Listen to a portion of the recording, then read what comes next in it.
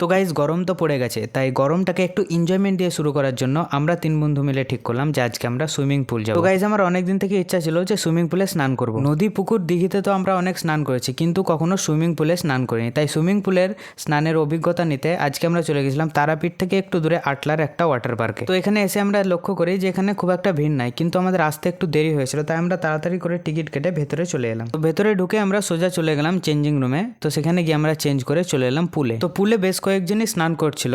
তো পুলে নেমে নেমে আমি একটা জিনিস লক্ষ্য করলাম যে পুলে গর্ত বলতে কিছুই নাই, সেখানে একটা মানুষ আরামসে দাঁড়িয়ে থাকতে পারে। তো গাইজ প্রত্যেকটা সুইমিং পুলে একটা করে সাউন্ড সিস্টেম লাগানো থাকে, যেখানে গান প্লে করা হয় অ্যান্ড সবাই পুলে ডান্স করে। বাট আমাদের ভাগ্যটা এতটাই খারাপ ছিল যে আমরা যেদিন গেছি সেখানে ওই এলাকার কারেন্টই ছিল না। তো গাইজ সাউন্ড সিস্টেম ছাড়াই আমরা অনেক ডান্স করেছি অ্যান্ড অনেক রকম এনজয় করেছি। তো গাইজ আমরা এই পুলে মোটামুটি 1 থেকে 1.5 ঘন্টা ছিলাম অ্যান্ড সবার শেষে আমরা উঠেছি।